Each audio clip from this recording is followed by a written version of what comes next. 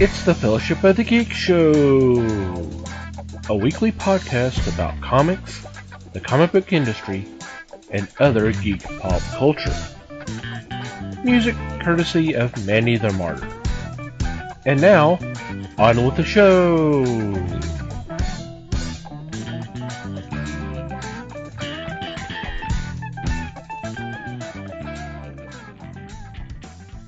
Hey there, everybody. It's the Fellowship of the Geeks podcast. My name is Thomas Chick, and joining me for this episode is Mike Marlowe. Hey, gang. Les Webster. Hello, all. And Liz Newman. Hello, everybody. How are you doing? Delightful. Yep. Sure. Answer unclear, check back later. Hope everybody out there is doing okay. So, what's been going on in your corner of the galaxy?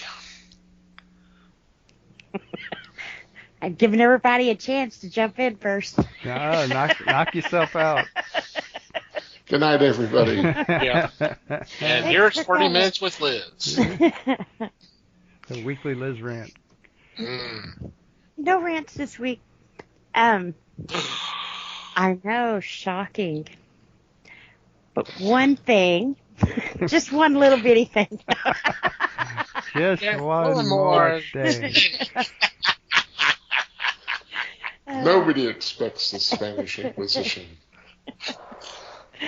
Oh, man. No, I've had a pretty chill week. You know, I guess things will never be completely, yay, I had fun since March, but I'm here. They did release something that I was very excited about that we may have to do a show on later. Have you guys seen the Teenage Mutant Ninja Turtles Ronin? No. Man, this looks really good. From what I understand, it's going to take place outside of, it's not going to be canon. So this will happen outside. But one turtle, they won't tell us who, has watched all three of his brothers die. And now he's like going after whoever did it. So, of course, the big question is, which turtle is it? You know? It also puts Eastman back with Laird. Yay. Wow. Now that you buried the lead there. Yeah. So it's kind of, I'm curious because I know Eastman, his favorite's always been Raphael. So if they were going to be obvious about it, I think they would go with Raphael. But I don't think so. I think this is going to be something that's going to make us go, wow, you know? I'm kind of thinking, kind of hoping that it's Mikey, the immature one of the bunch, you know? To go through something like that, to see your brothers die, because they did make a point to say he saw it, so kind of makes you wonder, what was he doing when they died, you know? Was he fighting and got defeated? Was he hiding? Who knows, but I don't know. I'm pretty excited about it, though. They've released some covers, and they've been really, really, really vague about which one it is. So Why I think would that they do that? right. Jerks. So I'm looking for the first issue to just like blow us away. I believe it's going to be a short one, a 4-part miniseries. Okay. So should move pretty quickly and should be pretty good. It comes out in August. So if you guys want that, make sure to ask for it early. I mean, I don't know. How are they handling things like that? Because you have to order 2 months in advance. Everything was kind of shut down for 3 months. You know. I don't know. So, ask and see if you can get it. Well, a word of advice to Eastman and Laird and the powers that be, whatever you do not do a frickin' New York Times article the Sunday before the book comes out and reveal who the lone turtle is. Yes. Right. Please. Please. It's everybody I've seen talking about it. I really hope they don't do that, because that would suck. People are excited, you know. And Well, have I don't know reason about it. to be. I don't know about it. I'm not sure excited, but at least curious and interested and maybe concerned, because it could be their favorite turtle that's no longer around. Got to die. Yeah. Yeah. So Well, if 3 of the 4 are no longer around, I'd say there's a pretty good chance. it's just a really good Yeah. chance. Yep. 75%. One out might of 4. say. Right. Yep. Okay. And the turtles that they show, he has all of the weapons. So he's going after them with his brother's weapons. So they've really buried on who it's going to be. You can't go, oh, he has his nunchucks, or, you know, so. But the covers are beautiful, so I'm excited. Cool. Are Yeah. the colors in black and white? No, they're all colored. Okay, the reason I ask is that a way to give out the clue? Yeah. No, because even the bandage and stuff that they show him, you know, with his little eye thing, they've changed it. So it's kind of like it's all the different colors. So It's a rainbow color. Right. yeah, well, yeah, or you know, some of them, you know, like I said, it was a color. I can't remember the color now, but it's a color that wasn't one of the 4. You know. So I guess if you take all 4 colors and mix them. It's brown. Yeah. It's brown. It's a brown turtle.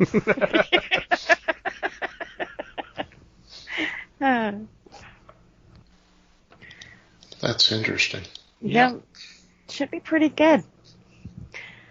So maybe it'd be something that Eddie wants to come on and talk about with us. So. Yeah.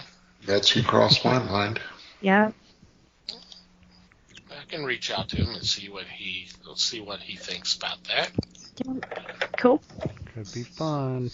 Mm-hmm. Yeah. And then I also got Phil to watch a documentary on Star Wars. Kind of Nothing one of but those, Star Wars. right? It's kind of one of those things I was watching and he didn't make me change it, so I didn't. But I've been watching. I've talked about it a few times now. The Reels channel, Mm-hmm. and man, they have like a lot of interesting stuff.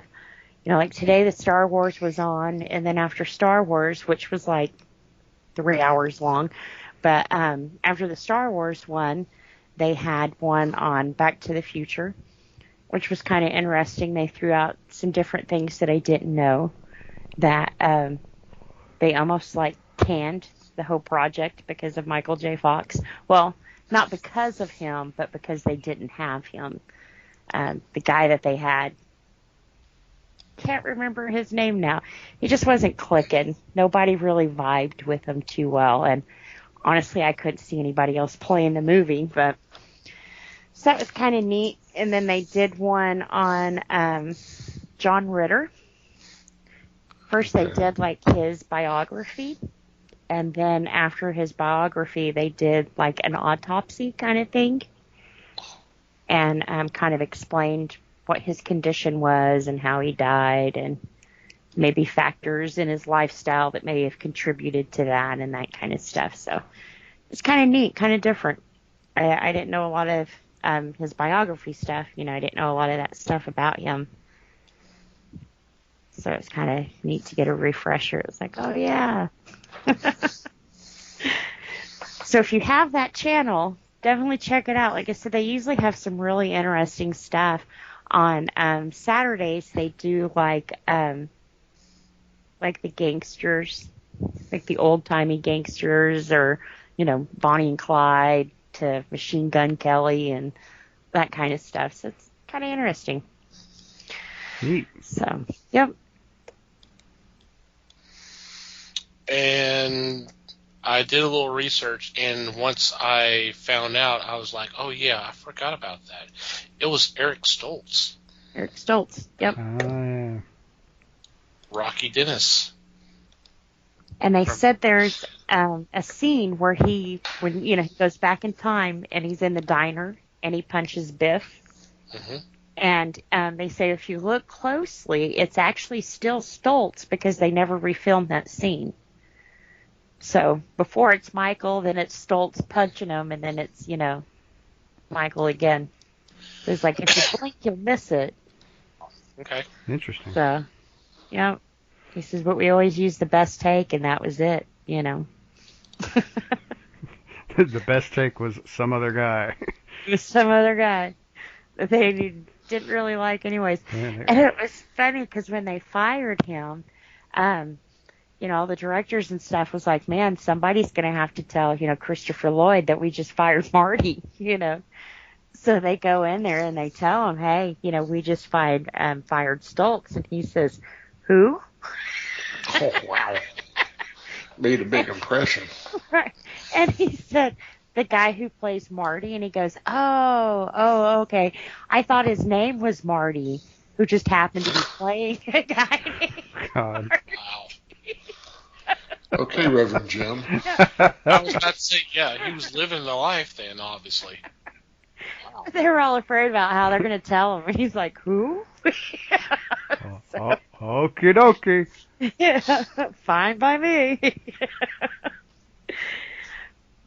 But he was, so busy filming and everything else. And then when you look at everything he went through just to film that movie, it was like, wow, He was juggling Family Ties and Teen Wolf. And then you throw another movie on top of that, it's like, wow. Busy guy. Did he sleep? Yep. But they made sure that before he agreed to do the movie, Family Ties was in its last season. And they're like, whatever, it doesn't matter what you're doing on your movie, Family Ties comes first. That's his first obligation. It will always be, come first. So for the first half of the week, that's what he did. So, the crew and stuff was like, we could have a light Monday, and then come Friday, we're slammed, and we're there till 3 o'clock, 4 o'clock in the morning sometimes, just trying to get time with him. Time to film out in front of pennies. Yeah. Yep. And then by the third movie, that's when they go back to the Western, right? Yes. Yep. Yeah. He said that was actually the film that he did that he realized that something was wrong with him. And shortly after that, he came out with, that he had Parkinson and stuff. But he said there was a part in the movie that he took off running out of the saloon, and when he made it to the street, he just stopped, and fell. And everybody was, freaking out. Oh my God, are you okay? And he's like, man, my legs just wouldn't move. I couldn't move them. So he said that then, he said he realized that was then his body and his neurological stuff starting to fail him. So. Yikes. Yeah. But it kind of makes you wonder, maybe if he wasn't working at the time, he wouldn't have been able to catch that sign, So. It's a thought. Yeah. Okay. Yep. I said both were really good. Star Wars one was kind of long, but it was good There's a too. reason. Right. And it was cool because they go all the way up to the last two. They don't do the early or this newest stuff that we have now. So anything with Rey wasn't talked about. So, and then of course it's always awesome to see Carrie Fisher in her element, and Kevin Smith did a lot of the, I wouldn't say narration. I guess it's one of the people they talk to, not an expert, but Kevin Smith. talking head, right? Right. Yeah. So it was pretty cool. He's good for a soundbite here and there, right? Yeah. He knows his stuff. He doesn't have anything to say. What are you talking about? He knows his stuff, and he kind of loves the sound of his own voice. Yeah. But just a little bit. I say that I don't have a problem with his voice either, but I like the guy just fine. Yeah. No, I do too. I think he even will admit he talks a lot. Yeah. Well, he has a podcast and stuff. So Is he actually still doing that? I think so. I haven't think looked he in let forever. the TV show go, but kept the podcast. But the Star Wars thing had to be recent because he had his heart attack, like 2 years ago? Yeah, something like that. And him talking, he was the slimmer version, So had to be soonish. But like I said, I don't remember a lot of the Rey wars. So, or I may have skipped that part. I don't know. Well, not on purpose, but Mm-hmm. Yeah, just keep believing that. yeah, Mm-hmm. but Sure. it worked out, Sure, Liz. Whatever you say. Don't you believe it? And have you guys heard now that they're talking about redoing those? I don't know if it Redoing was what? the last movies with Rey, that it didn't happen. That's what I had heard. I'm not for sure, so I think that's someone's dream. yeah. If you have God. hate, send it to the fake Lester account. Fake Les account. But yeah, I don't know. So Interesting. mhm. I mean, not for me, but for other people. The idea is interesting. I have no interest in actually watching it, but whatever. Yeah. After she poured her heart out to you. How dare you? I don't know. I think that once you put something out there and you start backpedaling, it kind of We're not having that rant again.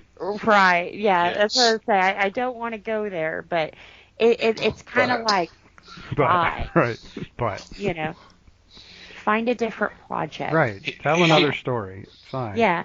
So yeah, that one didn't work out for you. Right. You still made money. Go do something else. Do a new story. Don't refer to the one you didn't like. It's fine. Right. Nobody cares. Yeah. So. Okay. Well, first of all,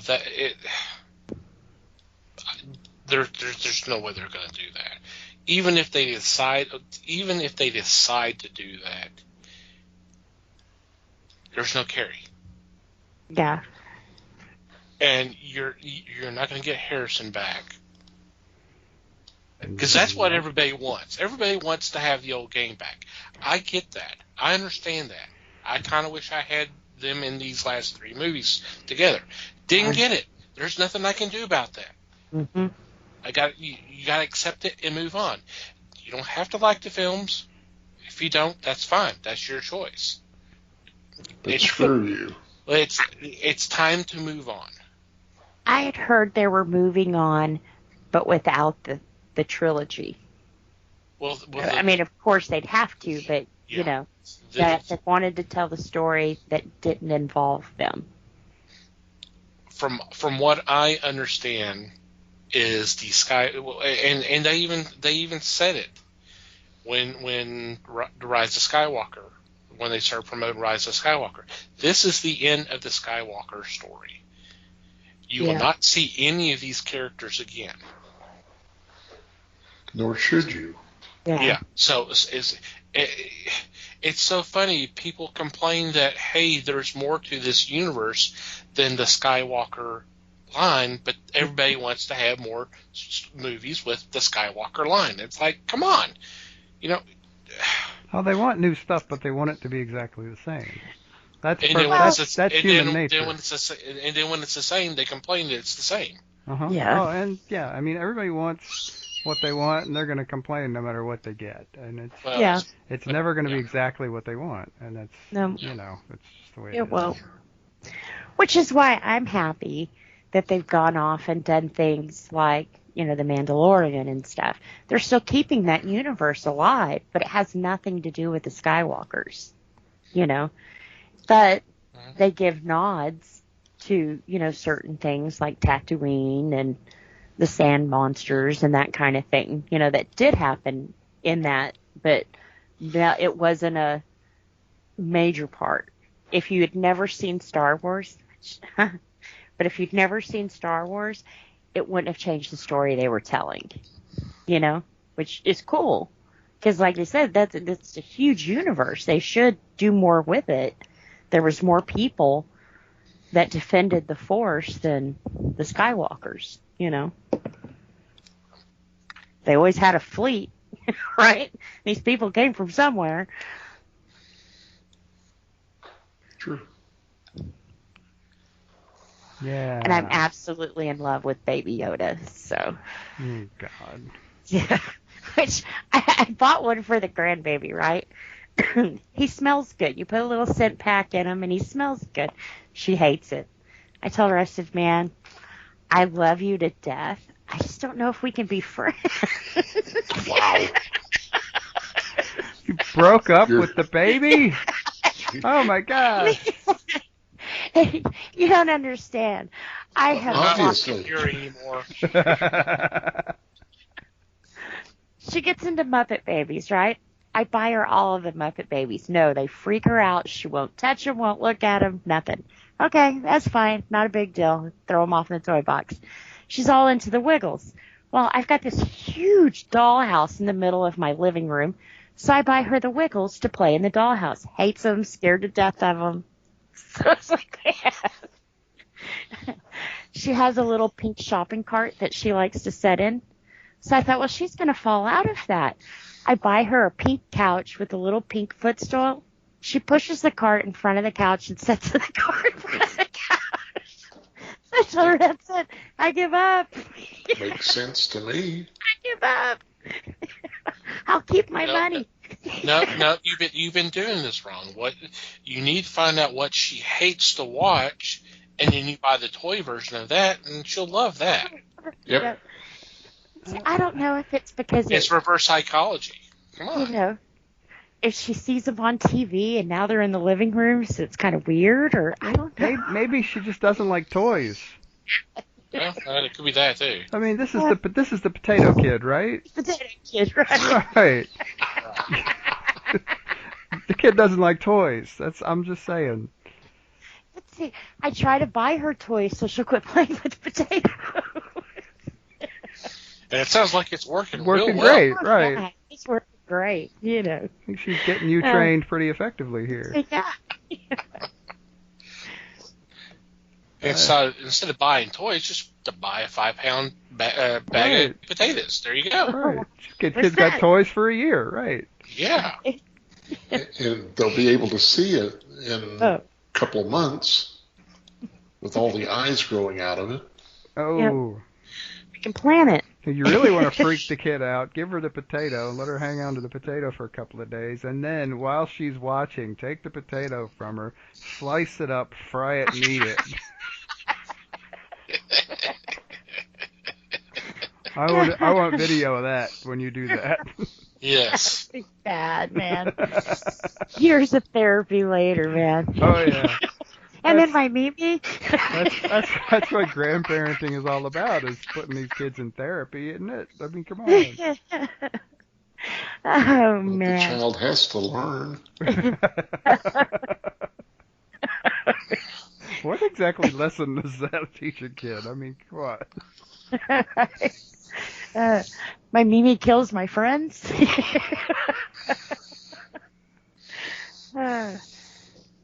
Oh, man. Yeah. No, Nana, no.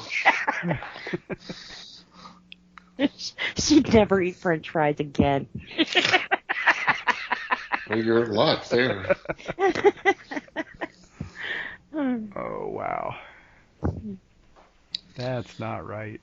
That's not. Oh, I think it's perfect. I think it's great. Oh, man. I could see Phil doing it, but I couldn't.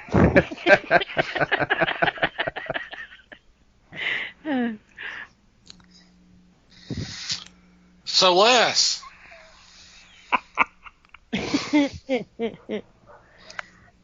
Wow. I don't have much. Just sitting watching documentaries once in a while. That's about it. okay, which ones have you been watching?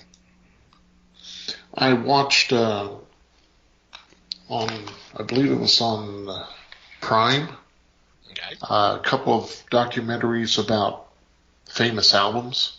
I think it's called Classic Albums. Mm-hmm. And I watched Bat Out of Hell. And I watched American Pie. Two of my favorite albums. And it was fun to listen to them talk about how they came up with the ideas and things, and then to look at Meatloaf versus Meatloaf when he was performing on stage is astounding. Because he was, 385 or something when he was on stage. But now he's much slimmer. Yeah, he's actually semi-healthy now. Yeah, exactly. And he's a local boy. He's a Dallas boy. Mm-hmm. It's kind of fun.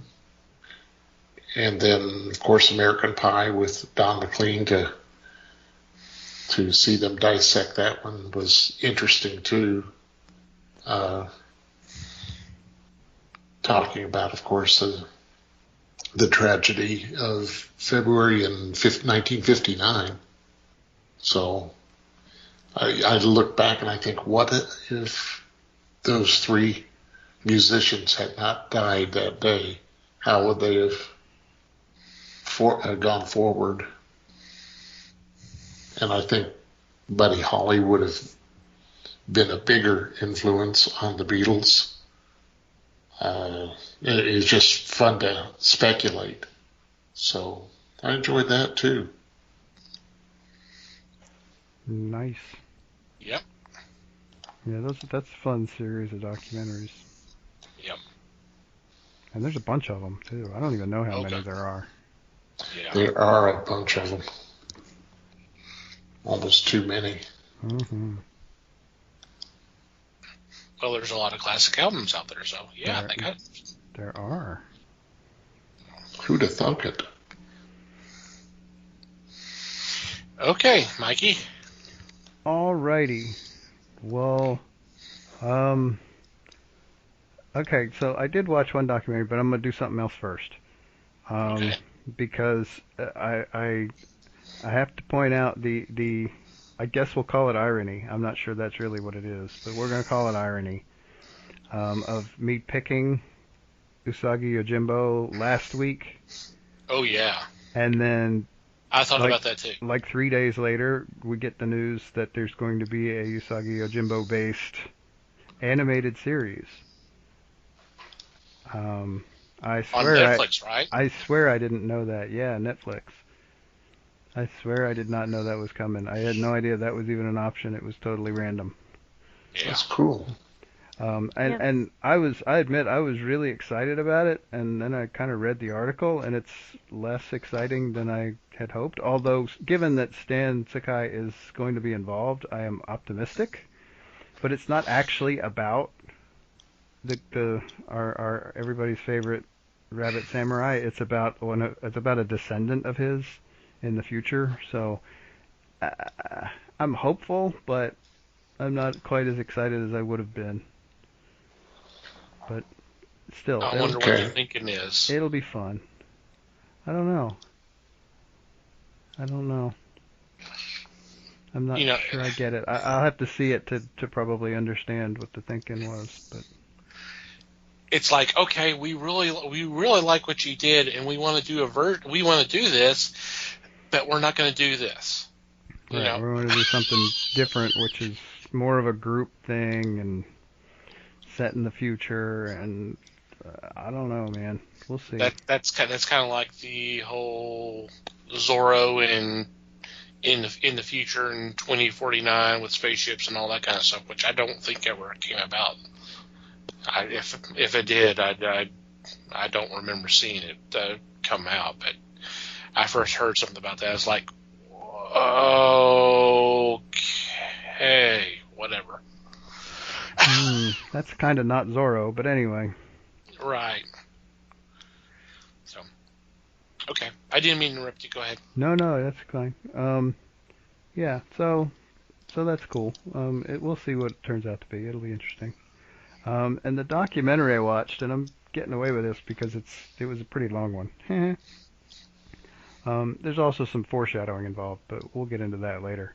And it was called Flesh and Blood: The Hammer Heritage of Horror.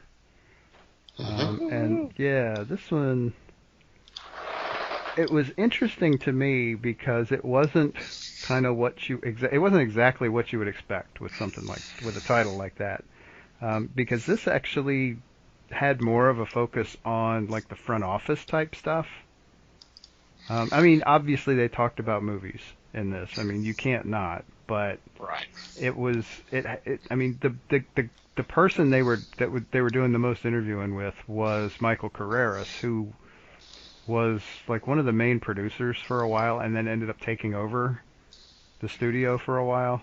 And so you're getting he was the sales guy, and so you're getting a very different kind of perspective than you would normally get in a documentary about a series of horror movies. It's kind of interesting in that regard, and also I learned stuff, which is always fun. One thing that threw me was this actually came out in 1994, which I didn't realize at first because I didn't see a date on when it had come out. So I was thinking it was more recent, and then the other kind of cool part is it's kind of co-narrated by Peter Cushing and Christopher Lee, and I'm like, oh wait, okay, Peter Cushing died, so this is not that recent. Yeah. So yeah, but yeah, I mean it's really cool, and what was fun was to have them kind of narrating information about each other's parts in movies, because they were very. It would have been very weird to have like Christopher Lee talking around an interview with Christopher Lee. So they kind of split things up that way and made it really worked well. It's a really cool thing, and there's some really interesting stories going on there. Yeah, that sounds cool. Yep, it was fun. It's on Amazon Prime. Yeah, I recall seeing that. It was a good program. Cool.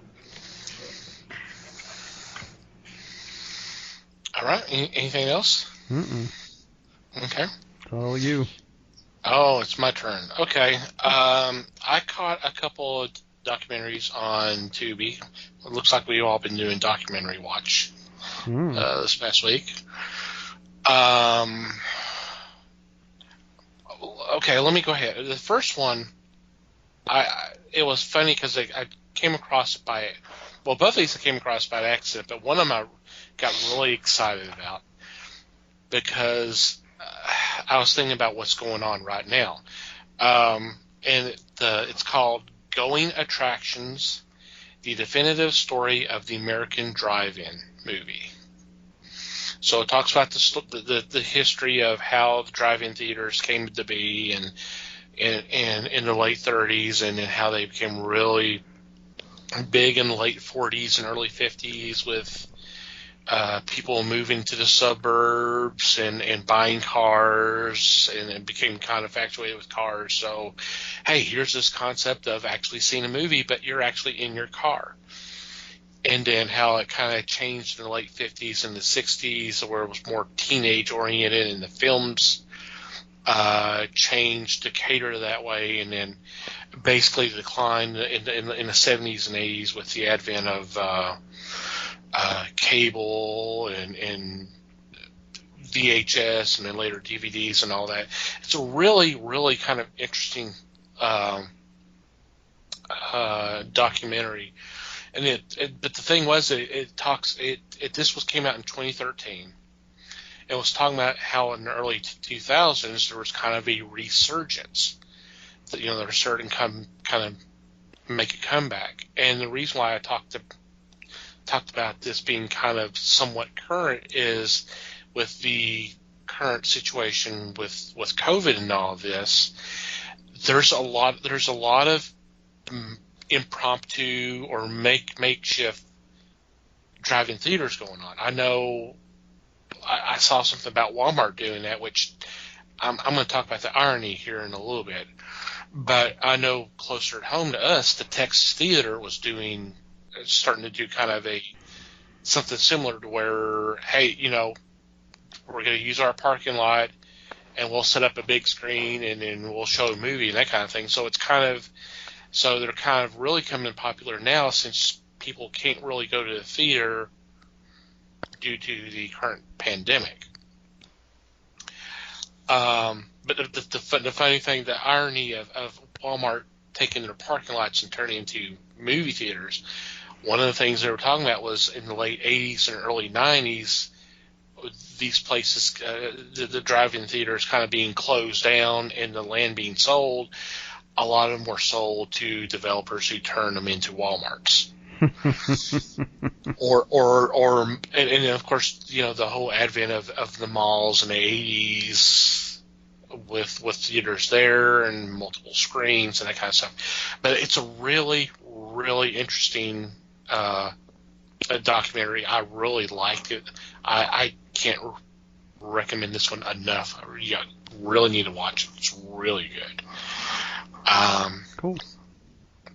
The other one,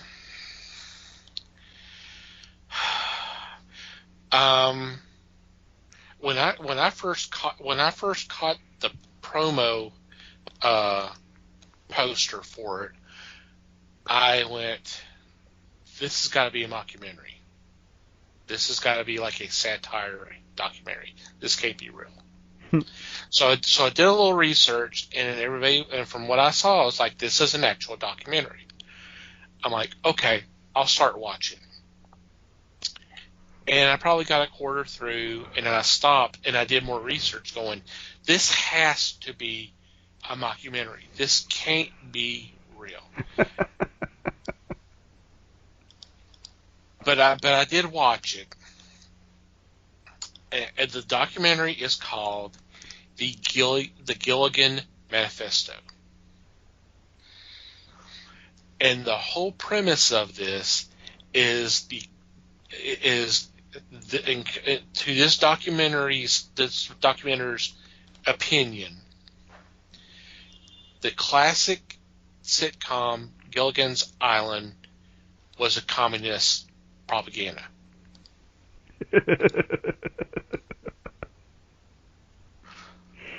And proceeds to tell you, just give you this. Well, here's example here. Here's example here. Here's example here.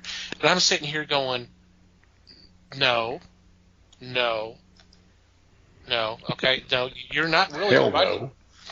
No. Well, the first thing it says, his exhibit A is the theme song. You go, okay. Look at the lyrics. They list a skipper. They list a professor. They list a millionaire. They list a movie star.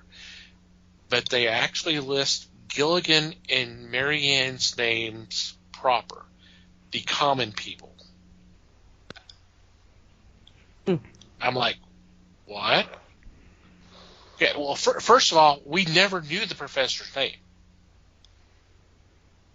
They never called him by a name. It was always the professor. Mm-hmm. So I'm throwing that out. And then he starts these examples of how Mr. Howell is the greedy capitalist, and all he cared about is money. And it was like, well, yeah, I mean, it's a parody. Yeah. And then they talk about the democratic process of voting and all that, how that's a joke, how they treat it as a joke, and then the government. You know, here's examples of them parodying the executive branch and the legislative branch and the judicial branch. I'm like, that's every freaking comedy. You know, all comedy makes fun of their governments, their leaders, anybody. I mean, everybody's fair game. I'm like, this is not showing me anything. And then he's got these 3 or 4 Harvard professors, and he's got these interviews, and it's like they're talking about communism and Marxism and all that, but there's no there's no tying it to the show. I'm like, you got to be, what the hell? And then to top it off, there's footage of interviews with the late Russell Johnston. Matter of fact, this was like his last film appearance. Sherwood Schwartz, the creator of the show, same thing, and then Don West, and the stuff that they have them talking about, it's just like, this is not really tying into your whole premise. I'm like, the whole thing, and a lot of it was filler. A lot of it was just, okay, we're gonna show about 5 minutes of a scene from an episode, and this is your proof. This is my proof to you that this was communist propaganda. I'm like, Sure. So you can see why I'm sitting here going, this has got to be a mockumentary. This can't be real. This guy cannot truly believe that this show was communist propaganda. Congratulations, you stumbled across the Crackpot Conspiracy Theory documentary section of whatever Tubi or whatever. Tubi, yeah. Oh yeah, I will say right here and now, there is all kinds of weird shit on Tubi. I don't know where most of it comes from. It's amazing. I mean, but like that, honestly, that one I watched on Aleister Crowley a few weeks back, that was, I think it was a high budget version, but it was kind of the same thing. You just never really know where stuff like that's coming from. I'd love to know who financed the Gilligan's Island thing. That would be amazing. It was so crazy. It's like I could not believe, but I kept watching, going, okay, I'm ready for the punchline. I'm ready for Rob Reiner to pop up and go, okay, you've been fooled, or something like that, or was it Alan Funt? Smile, you're on candy camera. Something. I was waiting for some kind of a joke. Ashton Kutcher, anything. I mean, just something, yeah. Right? Oh, anything but Ashton Kutcher. Right. Don't go that far. I was like, oh my God, this guy seriously believed it. Because it kind of starts off talking about how things with the late 50s and it actually starts back in the 40s when he talked about the development of the atom bomb, and then the whole threat of nuclear war and in a post-apocalyptic future, and then it said, well, Gilligan's Island is basically a version of that. I'm like, okay. They're on a desert island. Oh, yeah, they're having to build a new society and live together. Okay, yeah, I guess I can see the correlation there. And then that's when the whole communist stuff started coming in. I'm just like, okay.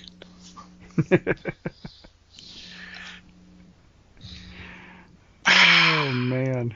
What a hoot. So that was about an hour and a half of my life. I will never get back. And that's the other thing. It could have really been an hour or even less because there's a lot of filler shit. And like, okay, some of this went on way too long. I think especially when they were doing the whole thing about the bomb, a bomb dropping. It's like almost every movie that dealt with the possibility of an atom bomb, he used clips from that film. It's like it was extreme padding. I'm like, oh god, this is not a good sign because it was early in the show. I like this is not a good sign.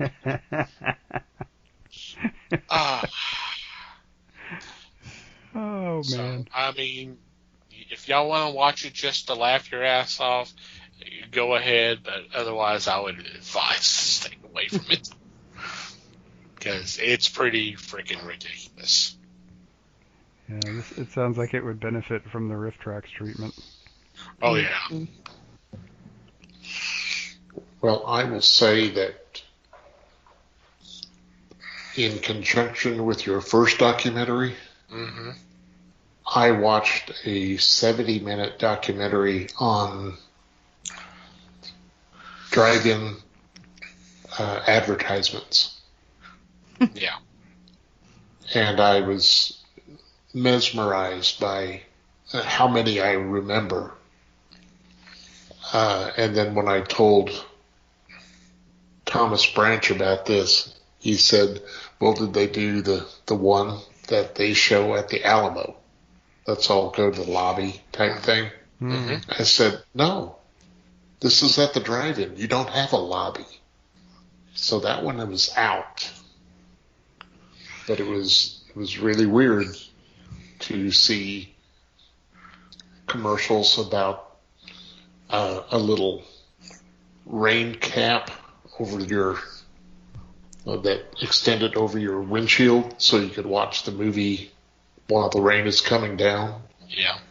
Or heaters for your car. Mm-hmm. Things like that. I'm going, God, I remember that shit. Yeah, they kind of talked about that kind of stuff in the documentary, and you talk about the ads. There was a little bit about the ads, and they did play the let's all go to the lobby. So I'm not sure why that got aired when, like you said, there was not a lobby. There was a snack bar and all that. Yeah. But another thing they talked about was back in the day. They had like playgrounds and swing sets and all that kind of stuff for the kids to go play. That's right. early in the evening, and said, that's something we can't do now because of the liability. Yep. Yeah. But they talked about having the speakers that you would hang on the window, and the danger of someone forgetting to take that off, and when they drove out and they tear that thing off and all that kind of stuff. And yeah, it was a really interesting documentary because I've never been to a drive-in. I've never been to a drive-in movie. I would love to have that experience. It is amazing. It was a really interesting documentary. And the thing that one thing I had never, I was surprised about this is in the early days, the lack of originalities for names for these. There was a lot of Starlights, something having to deal with moon or space or something. It's just like it's like, wow, okay. Like 500 different Starlight drive-in theaters across the country, or so it's like, okay, it's almost like it's a chain, but so That's true. You just remembered which one you were going to, though. Mm-hmm. Well, usually it'd be like Starlight, and then it'll be tied into the closest highway or something like that. Right. But got some of the architecture, some of the stuff they in the some of the neon signs they would do, designs they would do, or murals they would put on there. Some of those were were nice. Yeah. So, highly recommend checking that out. It's called Going Attractions. Cool. Yeah. Before we get into this week's topic, I do want to remind everybody that we do have a Discord now. That y'all are more than welcome to come join us. You can obtain the link on our website, www.thefellowshipofthegeeks.net. It's right there with all our social media and podcast icons. So you just click on that link and join us. A lot of fun stuff going on right now. We post a lot of links to news items, and then we have some discussions on there. We're planning to do, since meet and gabs are kind of out right now due to the current situation, we're working on having something on our Discord, kind of on our voice channel that y'all be more than happy to join us. But so join us and kind of take a look at things, and make sure you get our notifications when we post stuff. So it's been fun. I've been having fun with it. How about you guys? Absolutely. Yep. So, all right, let's go ahead and get into this week's discussion. It is time for another casting call. And if you're new to our show or have not checked out a lot of our older episodes, what we do is it's almost every other month we do a casting call based off of something that's comic related. It may be tied into something that has already been released. We've done like a continuation of the Tim Burton Batmans, or it could be something new. We did like a 90s version of a New Gods as a TV series, that kind of thing. So I've always enjoyed this, and I know you guys have too. So for this time, we're doing something a little different. This is our first animated series we're doing. And this is based off of the Sergio Aragone's Gru the Wanderer. So we are doing a casting call for the barbarian that is slow of mind. So this should be fun. What do you mean, slow of mind? No, you're supposed to wait about 5 minutes then say that. That's being generous, slow of mind. Yeah. So I am going to turn the reins over to everybody else. I do have one request when we start doing our casting. I think for just the fun of it, let's leave Gru as the last character cast. Okay. Okay. We can go with everybody else and have Gru last, because that was the hardest one well, maybe not hardest, but it was kind of challenging to me, in my opinion. But with that request, I turn the floor over to whoever would like to go first. I'll lead it off this time, since Okay. I think Liz did last time. Yeah, I think so. I think you're right. And I'm just for the sake of ease, I think we're just, other than doing Gru last, we'll just go down the list as it was presented. Okay. So the first character on the list is the minstrel. And if you are not familiar, the minstrel is he's kind of a wandering singer who is not necessarily following Gru around, but is around a lot when Gru is. And the thing that would make this fun and interesting in an animated series is that the minstrel speaks and sings exclusively in rhyming couplets. So my attitude was, this needs to be somebody who has done some singing in the past, one way or another. Okay. Now I'm not going and looking for like casting Elvis Presley or anything like that. That would be funny, but not least of which because he's not around. But so He's not? Well, he Not, He went well, back. maybe. he just went back home, right? Yeah.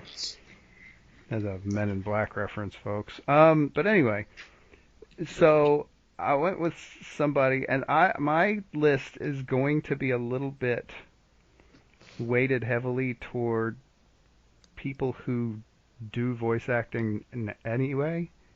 Not everybody here is a strictly voice actor, but many of them are on my list because honestly, the way to do this, and I mean, there have been a lot of movies and animated series where they've just cast famous people to do voices, and it doesn't work.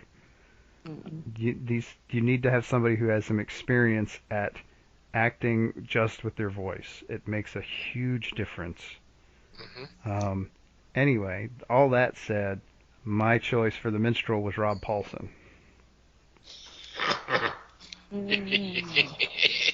Rob Paulson, his probably most famous role was Yakko Warner from the Animaniacs. And that alone, I probably would have given it to him. But he has done so much other stuff, and if you had not experienced it, he's really got a really nice singing voice too. Yeah. And can clearly, given some of the stuff he did on Animaniacs, can handle elaborate lyrics. Yeah. Whether that's just a memorization thing or not, he can handle it, and it would be a lot of fun. See, I picked him, but for somebody else. Well, I suspect there will be a lot of that too. Yep. I like that choice. I do too. Yeah. I think Paulson can hit almost any character given him. So good choice. Oh yeah, you could pick him for almost anybody else on this list here in this show, but I think he's best suited for minstrel.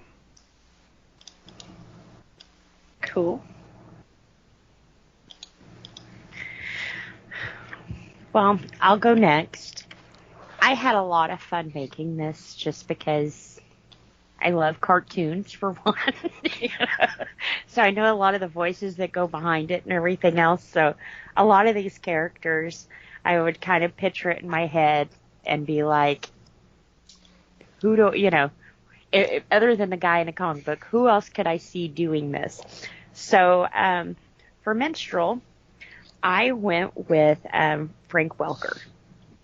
And I didn't pick him for his Fred Jones voice. I picked him for his Peewit voice from Smurfs. So he'll be a singer, but he's a little off-key, a little quirky, So that's who I went with. That actually would work really well, too. Yeah. I like that, too. And not an animal role for him. Right. That'll be weird for him, huh? Yeah, Like a go figure, huh? Right. I chose a man that's been around for many, many years. I think he's closing in on 30 years on one of his TV programs. And that's Don Castellaneta, the voice of Homer Simpson. Yep. Because I agree that he could be a singer, but he doesn't have to hit all the right notes. And that, to me, if you read the comic and give him as the sing-song feeling of his lyrics, but hit the wrong keys at times, then to me, it even strikes it as that much funnier. Yep. So I was thinking Homer trying to sing some of his stuff, but of course he has done other things. He has done other voices. Oh, so. Sure.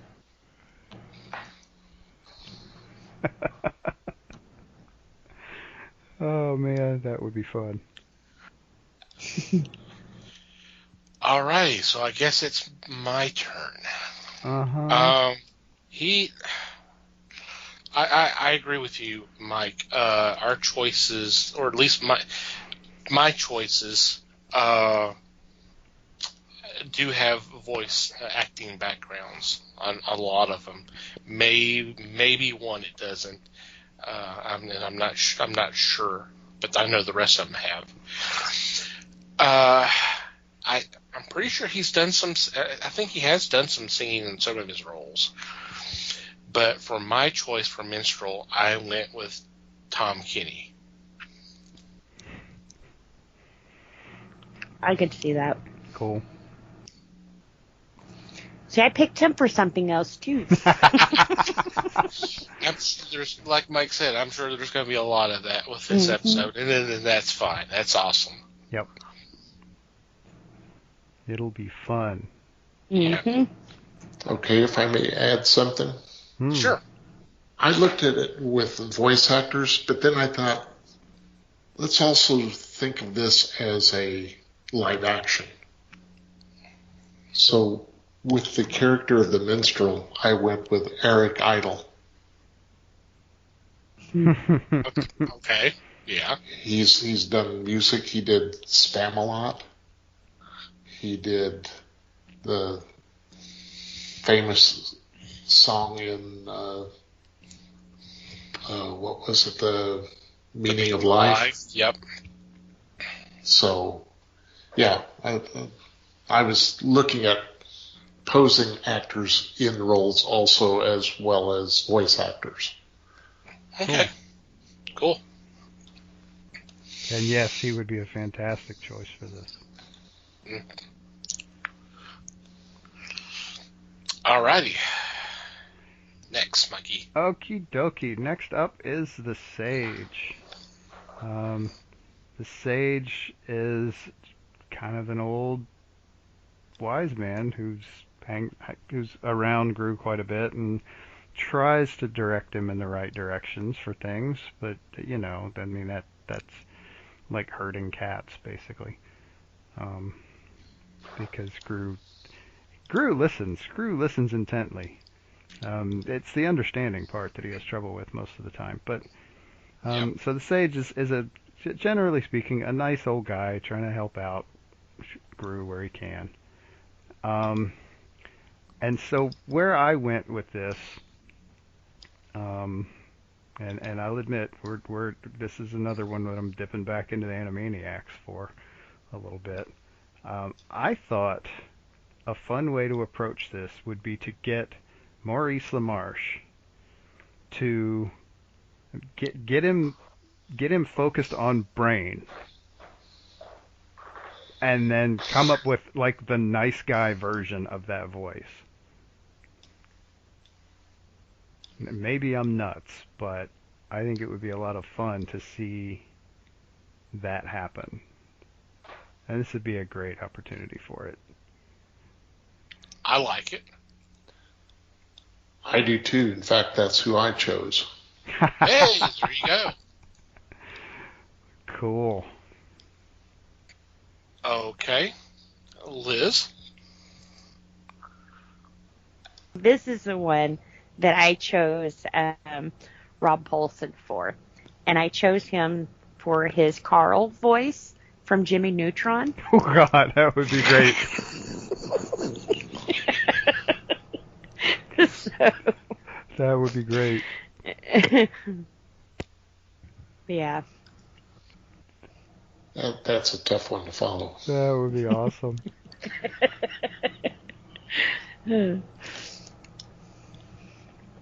But luckily, I've already said mine. So, Yep, I stole Les's thunder.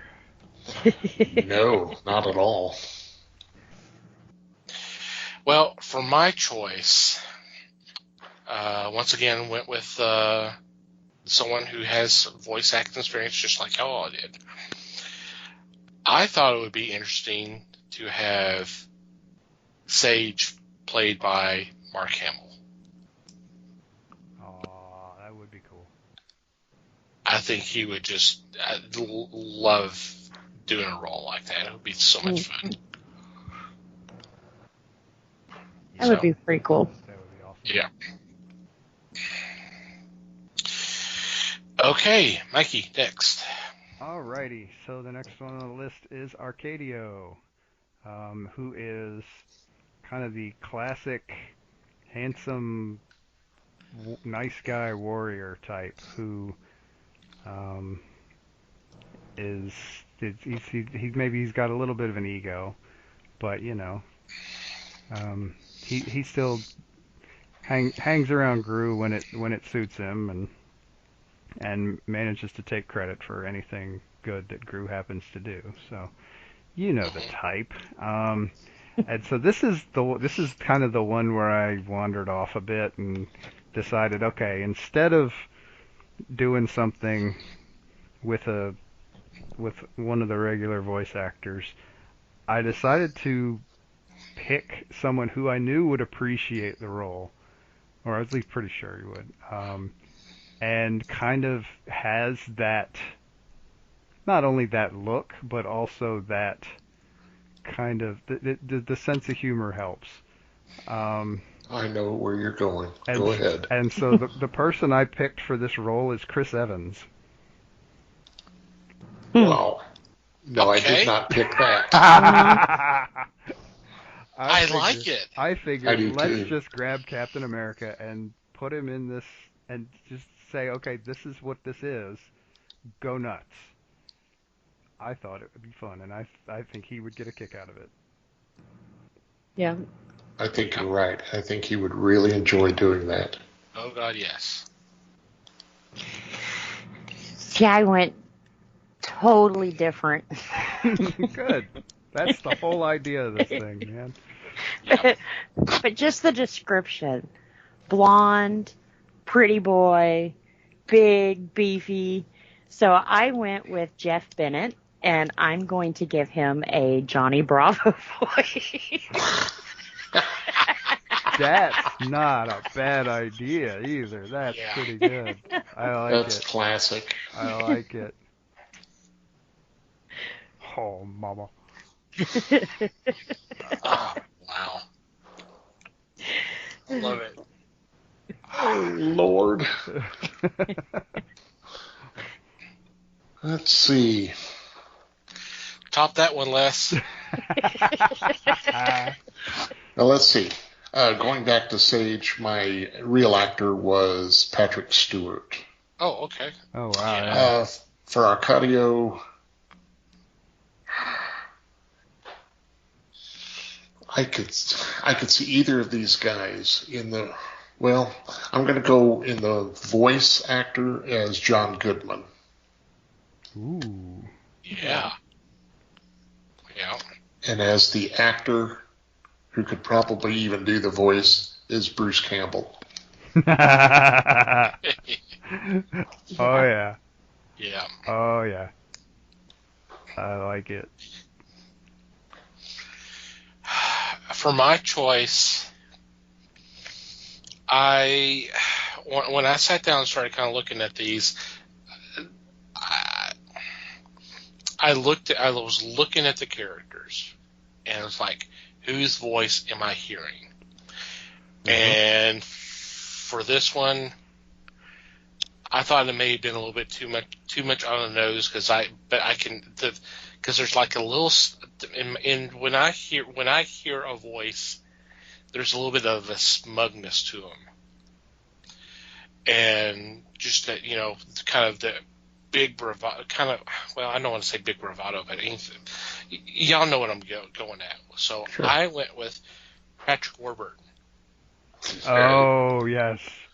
Oh, I didn't even think of him. Oh, God. I just like, I could hear him voicing it big time. Oh, man.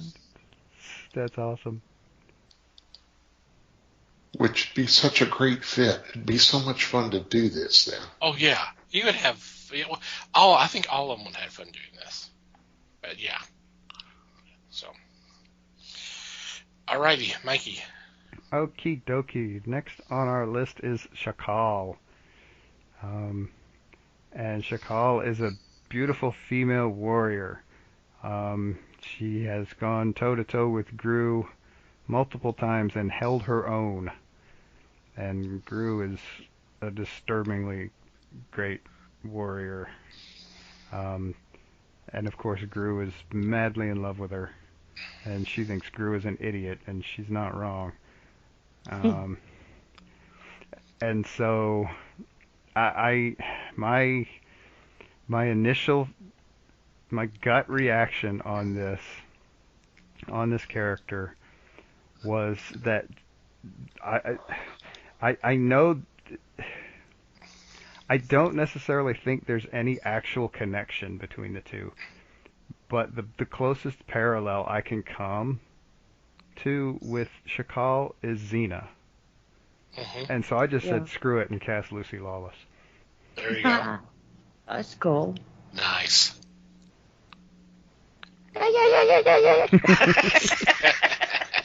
Uh-huh. I'm not sure. I think she might have done some voiceover before. But I'm not sure. I think she's done one of the Wonder Woman films.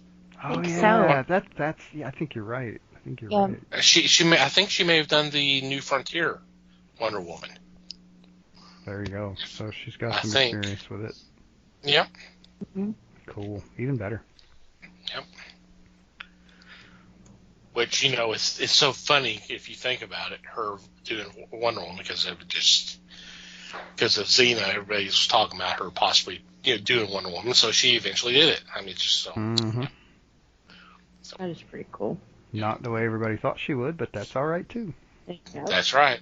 So, okay, Liz. All right. For this one, I kind of stuck with Johnny Bravo, but not for that voice. But I went with Mae Whitman. She was in Parenthood, but she also does a lot of work on the DC hero Supergirls, and she does Batgirl. She's also the voice for Tinkerbell and April O'Neil in Teenage Mutant Ninja Turtles. So kind of the strong, sassy type that I thought she would need to have that kind of attitude to handle Gru. Nice. Very nice. Let's see. For this one, I went a little stretch with Tress MacNeille, who's done so many voices over so much time that we only have so long a show because you could go forever as to voices she did. And then for the live action, yeah, okay. Mike already said it. Lucy Lawless, move on.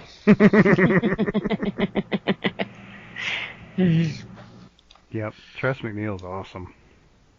Yeah.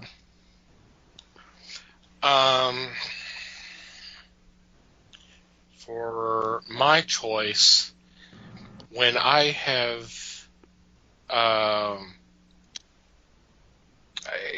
when I've read Chakal kind of encountering Gru, I for some strange reason, I'm always get a condescending talked, kind of a tone to him. Mm-hmm.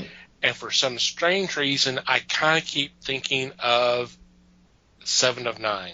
So I'm like, Jerry Ryan. Jerry Ryan doing the voice for Chaka. Okay. That would be very cool. I would. Yeah. Just because of that tone. I know she can do it, but it's just something about, yeah. So I don't know. Just kind of the way my mind worked. Oh yeah, that's cool. Mm-hmm. Okay. Next. Alrighty. So, at the risk of making Les's life difficult for the next few minutes. Oh, thanks. Thanks a lot. You're the one who decided to do 2 picks for all of these. Well, that's true. But I think the next 2 need to be done together because they are pretty much a match set. Right. Arba and Dakarba are, if you're not familiar, they are a pair of witches who do everything they can. They're a team, and they do everything they can to take advantage of Gru. And they usually it ends poorly, of course. And they end up getting stripped of their witch powers somehow, and then they somehow get them back and then try to take advantage of Gru again. But so I kind of view them as a matched pair. Right. And I thought it would be interesting. I mean, not that these 2 haven't worked together long enough. I'm sure by their own. If I don't know, I'm sure they get along fine. But yeah. So the two voices I thought would be fun for this are Yeardley Smith and Nancy Cartwright.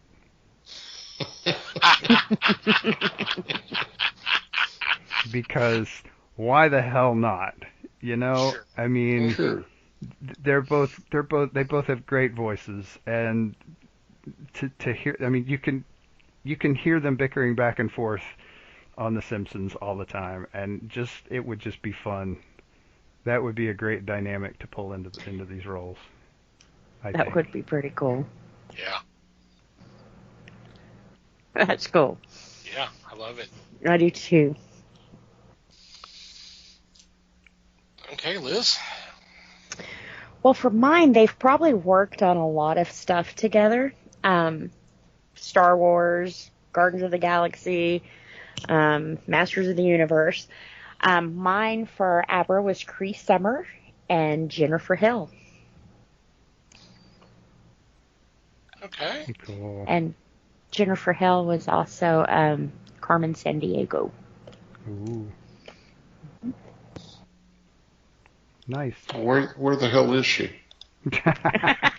They're still looking. She's with Waldo. Ah.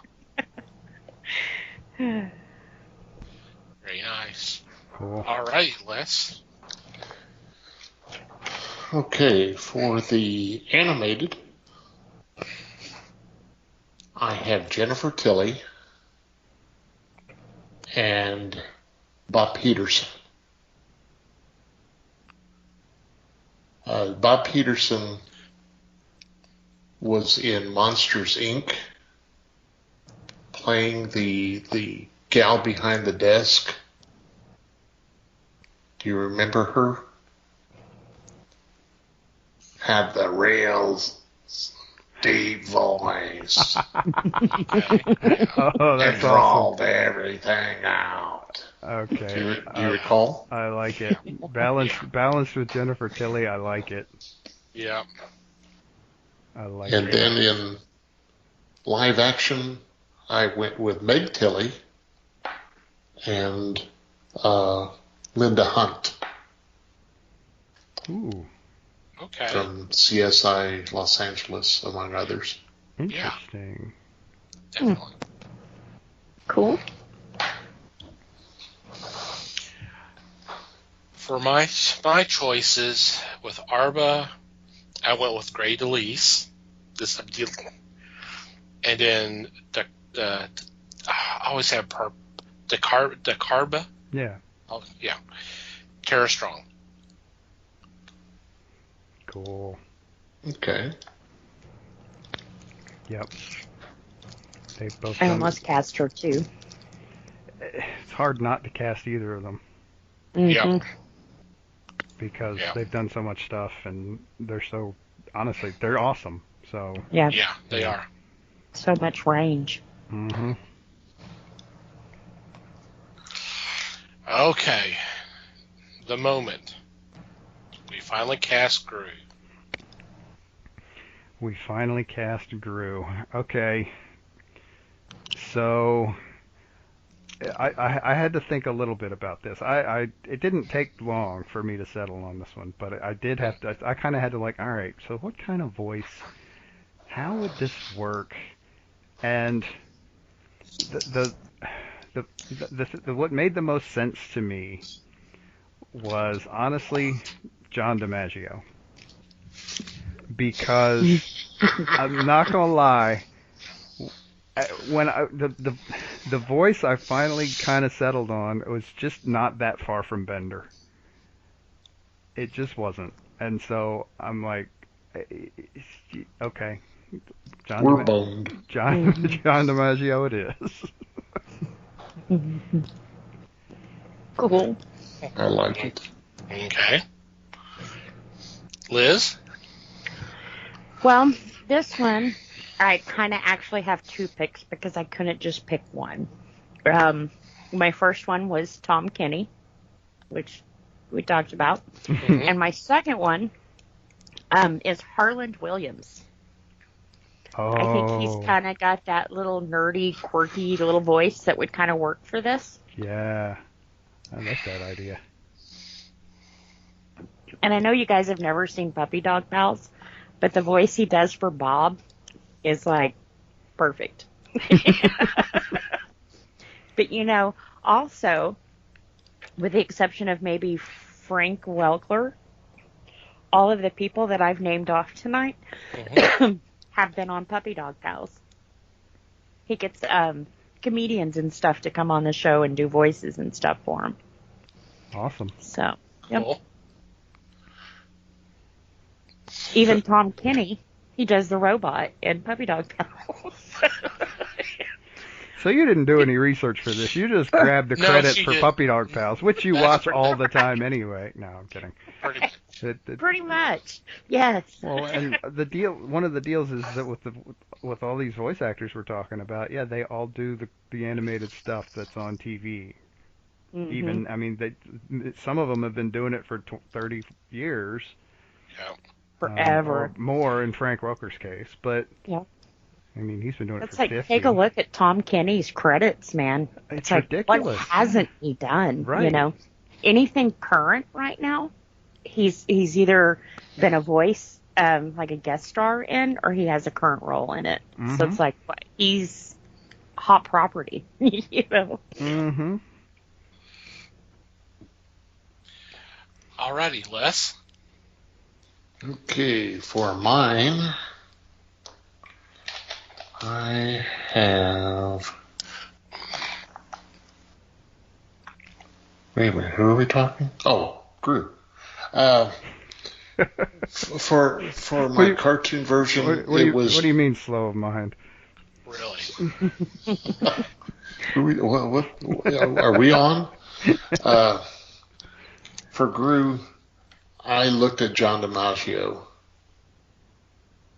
but and for the cartoon that's fine, but for a live action, I would have to go with Will Sasso. Nice. I hadn't seen him in a while. What's he been doing lately?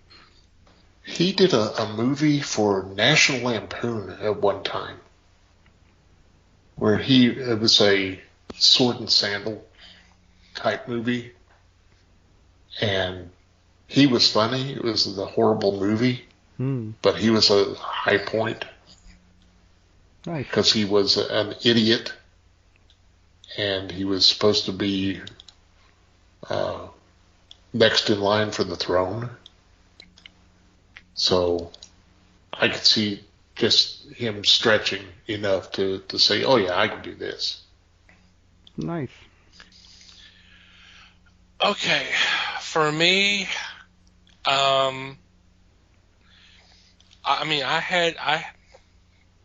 wasn't sure how I wanted to do the voice for this one. I didn't know if it should be more, he sounds like an idiot, or he just sounds normal and kind of boastful, but we know he's an idiot.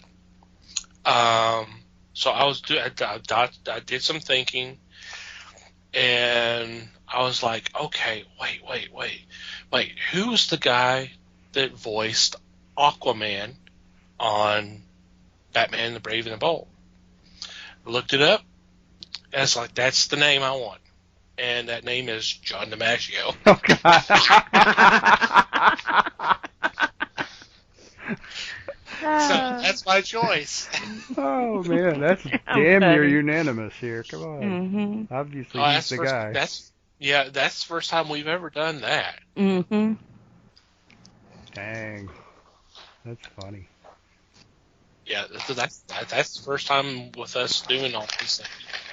Had so many people pick an actor for the same role. I mean, we've had choices, but then we had them for different characters, and we did it tonight. But man, 3 out of 4 picked John DiMaggio as Gru. I think that says something right there. I think that says something right there. I feel like I flunked the test. No. Why? Right, you're the one with sense enough to stay away from John DiMaggio on this one. What are you talking about? Did anybody choose Roberto? Oh, yeah. Had to. Who'd y'all do? Who'd y'all choose? Roberto is the dog, by the way. For those, again, if you're not real familiar with Gru, and true.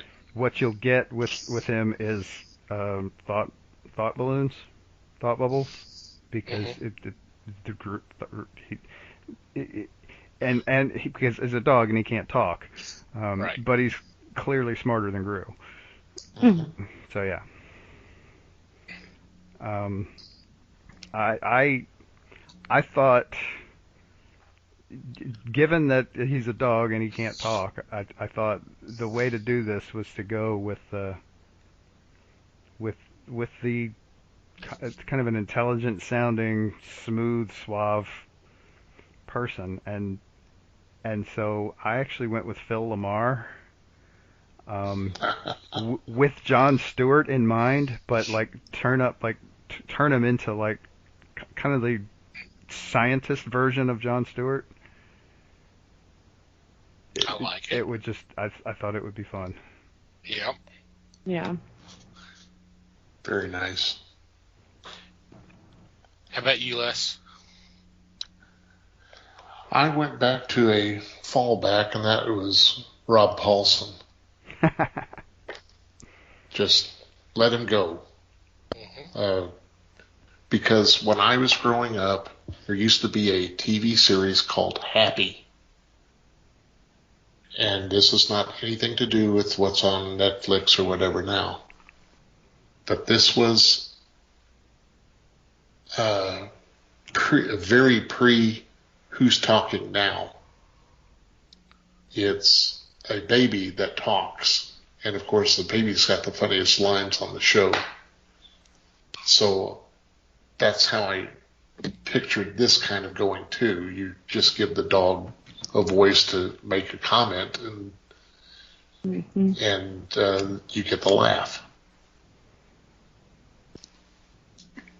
Cool. I like it. I didn't cast him, but if I had to cast him, I would probably go with If you say Tom Kenny again, I swear to God. No. I'm Bangs. Well, the first thought, of course, is Bill Scott, who voiced Peabody, but since he's not alive anymore, I will go with Seth Green and give him kind of a Stewie voice. You mean like the nerdy guy did on Robot Chicken? No, from Family Guy. Or, I'm sorry, I said Seth. Yeah, Seth MacFarlane. Seth MacFarlane. I said Seth Green, didn't I? Yes, you did. Yeah, Seth MacFarlane. Who also has a lot of range with his voice. Oh, yeah. No doubt about it. Oh, That would be fun. Who would I get to play Roberto? Or Jim Cummings giving him a poo voice. Hoo-hoo-hoo! Wow. That's a scary thought. That would almost be better for Gru than for Roberto. Yeah. You know what? I'm gonna go with Dan Castaneda.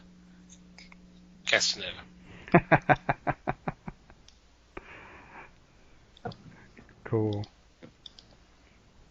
So there is our cast for Gru, the animated series, and then with Les doing a live action.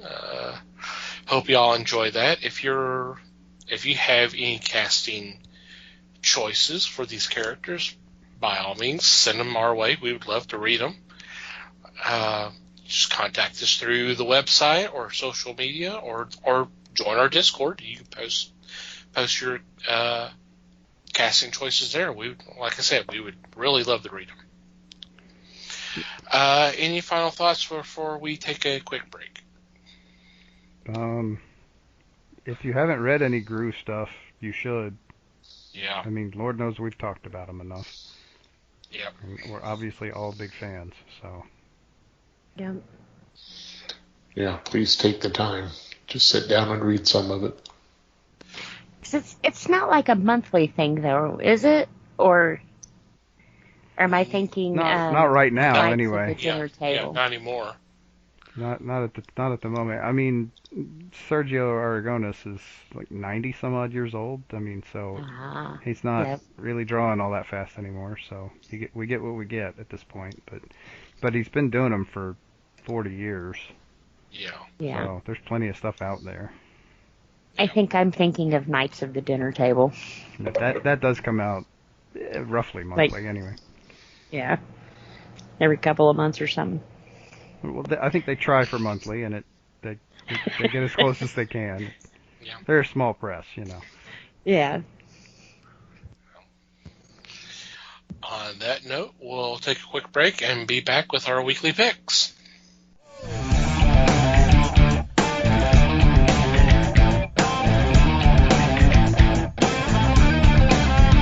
And we're back. It's time for weekly picks, and as y'all are aware of, with the current situation, until we get the comic books back on a little bit more of a regular basis, what we've been doing is we would select a book that's new for this week, and then a title that you may have missed. So, with that being stated, Les leads off this week. All right, for my first choice, I'm bringing up the Chris Condon and Jacob Phillips title, That Texas Blood, #2. I recommend this because I read the first issue. I'm a person that really enjoys crime stories, and this was one of those. So I'm ready to see where the first issue is picked up in this one and the second one. And what I see is that one of the characters returns to his abandoned home in Ambrose County, Texas, after a mysterious death. So, yeah, there was a mysterious death involved in #1, so this is going to bring probably the main character into the group, and we'll see how things transpire. It's a quick read, but it's a deep read. It's one of those that will make you actually think about what is going on. So, give it a shot. It does sound good. Yep, sounds like fun. Mm-hmm. Yep. Alrighty, Liz, you are next. All right. For my first pick, it's coming out of Zenescope. It's Robin Hood Justice #1. I believe this one will be a 4-part miniseries. Right now, the way they've left Robin, she's a outlaw, I can't even say the word. Vigilante. There we go. Vigilante. And everybody is looking for her. So she has now figured out who has done this and why they've done it. And we'll see her hunt them down and make them pay. Do what she does best. Yep. And of course, Zenescope is known for their beautiful, beautiful covers, and this one is no exception. They said they have one of her with pink hair, and I think it's gorgeous. I think they need to start making her with pink hair. So, definitely pick it up. Like I said, 4 parts, so, yeah. I don't know, has Robin Hood ever been in a long, ongoing comic, or is it always just the short minis? It's always been about anywhere between 4 or 6 issues, something like that. I want to say when they introduced her, it was like a 12-issue thing. That could be true. But otherwise, it's been, the 4 to 6 at a time deal. Which works. Yeah. And I like the way they mix the ladies up, And they keep them coming, too, so it's not like they're taking huge, long breaks. Yeah. Yeah. Yeah, that's a good choice. It's nice to see Robin Hood back. So for my first choice, I'm going with, I believe it's a 2-issue miniseries. This is from Clover Press. It's entitled Possessed. And it's written by Steve Niles and art by Gyula Nemeth, and I'm butchered that name, I'm sure. But it's a story about a young woman and her grandfather. They're escaping. They're trying to run away from Nazi soldiers. This is in Budapest. And what happens is they get assistance from a rabbi who presents the grandfather a quote-unquote ancient box that contains a demon filled with hate and violence. And it says they can have the revenge they want, but only by giving up their sense of right and wrong. And I'm like, okay, I definitely want to check this one out. I mean, it's Steve Niles, so it's going to be a good read, and it's going to be scary. Yeah. Mm-hmm. That's intent. Yeah. That's pretty cool. Alrighty, Les, you're up again. Hey, whoa.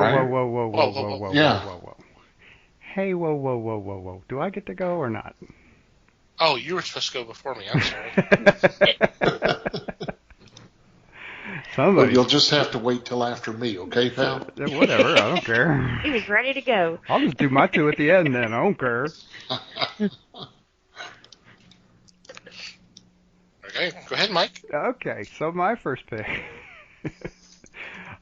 Speaking of long waits, no, trust me, I'm getting there.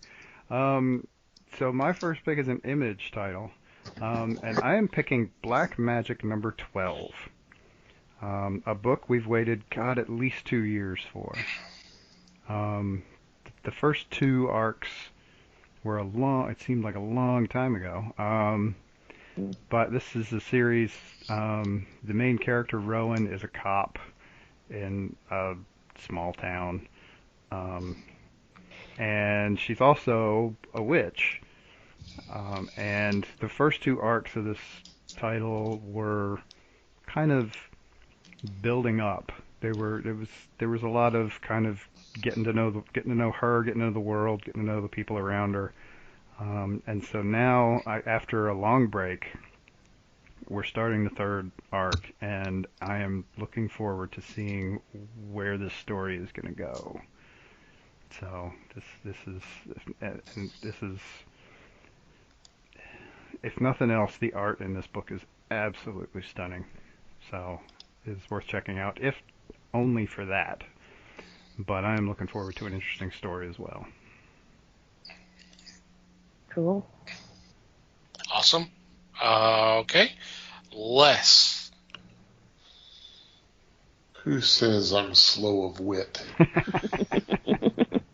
I bring forth Hero Bear and the Kid, a collection of Mike Kunkel's work of a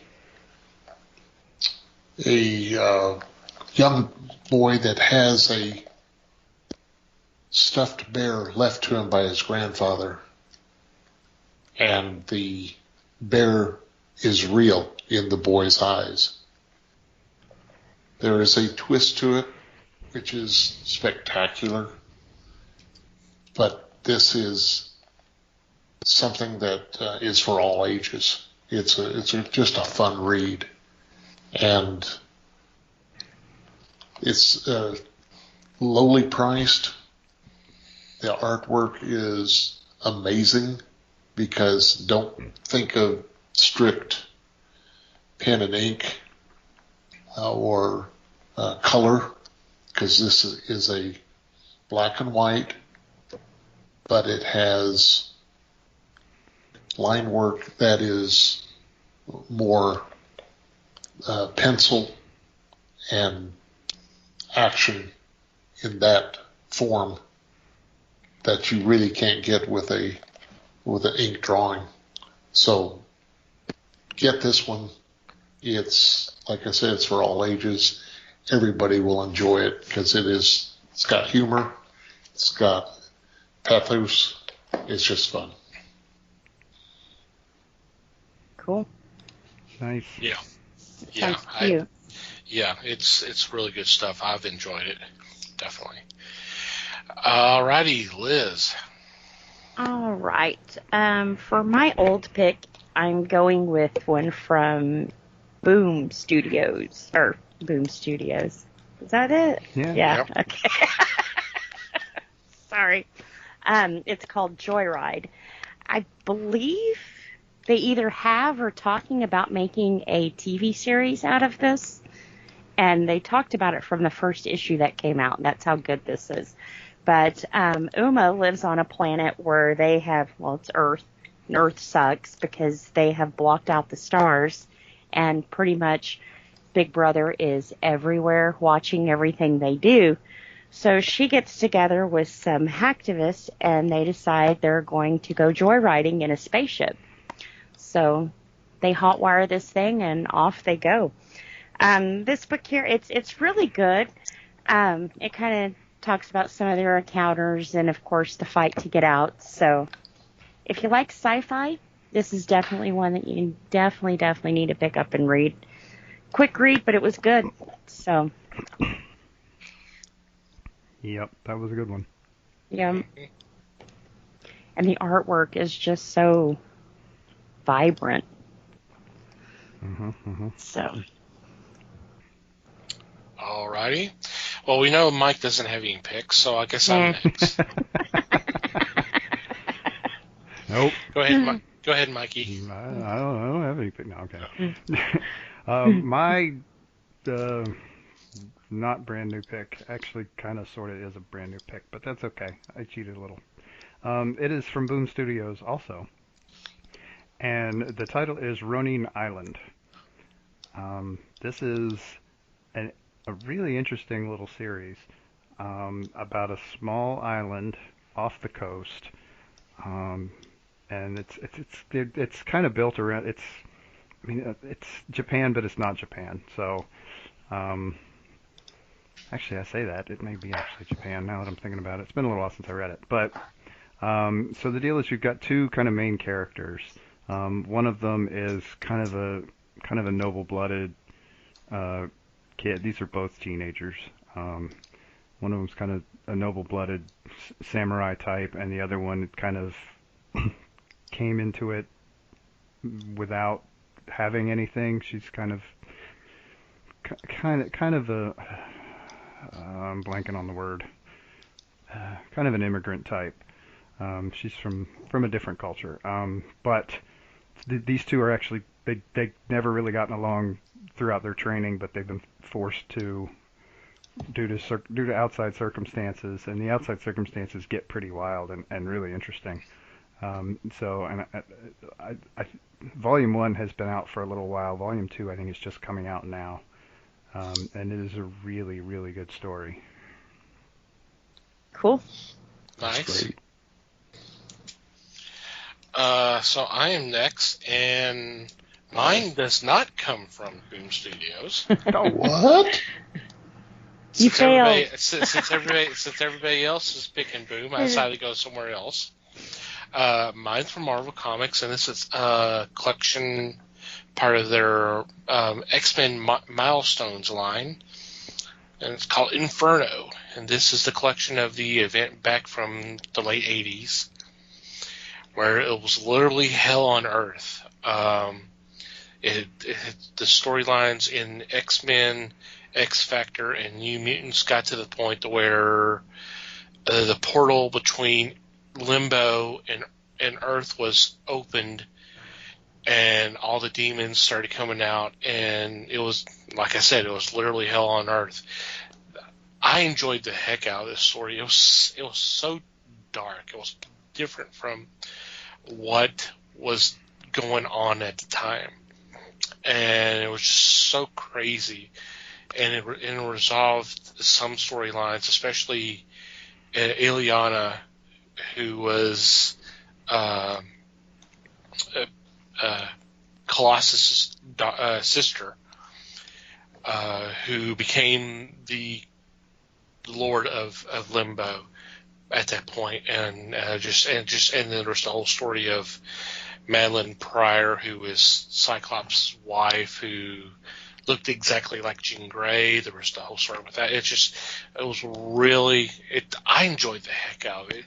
So I was able to pick up a copy of this trade to kind of go back and read those stories again, and it's fun. It also includes a miniseries called Exterminators, which were other mutant kids who had teamed up together. They were actually part of kind of some secondary characters that were in, I can't remember if they were in New Mutants or X Factor or a combination of the two. But definitely check this out. Sounds good. Cool. Get your X fix. Yeah. Good choice. Alrighty. Any special shout outs or mentions this week? Not that I'm remembering. I feel like I'm forgetting something, but yeah. Announced earlier in the week that Kelly Preston had passed away at the age of 57 for breast cancer, and it had not been revealed. She'd been battling it for 2 years. Wow. But they kept it, they kind of kept it quiet, and she passed away on the 12th. So yeah. Wow. Any other special shout-outs or mentions this week? No, don't think so. No. All right, we'll go ahead and go on with our regular shout-outs. Want to thank Pop Goes Culture Podcast Network for allowing us to be part of a great group of shows. We highly recommend you check them out. There will be a link in the show notes. We also want you to check out the fine folks who make up Podern Family on Twitter, who've been so gracious enough to retweet our links and try to promote our tiny little podcast. We want you to go check out their shows as well, and the easiest way to do that is to go to Twitter and do a search #Podern Family. Just scroll through, and whatever catches your eye or whatever, just click on that link and download that episode, and hopefully you have a great time listening. Thank you guys as always. I want to thank Maddie the Martyr for supplying the music to our podcast. We want you to check out their music. We'll have a link in the show notes as well for the few EPs they have released. Thank you guys as always. And finally, you, dear listener, thank you for downloading and listening to today's episode. We do appreciate support, and we value your feedback. If you have any questions, comments, suggestions, complaints, observations, what have you, please, by all means, contact us. There are several ways you can do that. Our email address is email@thefellowshipofthegeeks.net, or you can go to the website, go to the About Us page, and there's a contact form that you can fill out there. We highly recommend that you follow us on social media. On Facebook, we are The Fellowship of the Geeks, and we're obviously on Twitter, @FellowshipGeeks. Please follow us. If you like to follow our personal Twitter accounts, you can do that.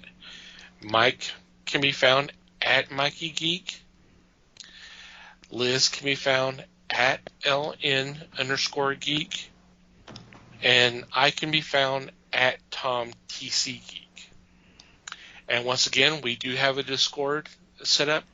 Feel free to join us if you would like. There is a link on the website. So just go to the website, click on that, and you should get an invite and join us and be part of the fun that we have having on there. And while you're downloading or listening to our episodes, if you take a couple of moments to rate and review the show, it would be greatly appreciated. Anything else before we say goodbye? Just thanks, everybody. Thank you, everybody. Thank you for listening. Once again, we do appreciate your support. Thank you for listening. And until next time, geek on, my friends.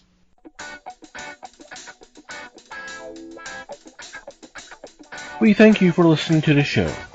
Comments, suggestions, and questions can be sent to email@thefellowshipofthegeeks.net. You can follow us on Facebook @The Fellowship of the Geeks and on Twitter @FellowshipGeeks. Until next time,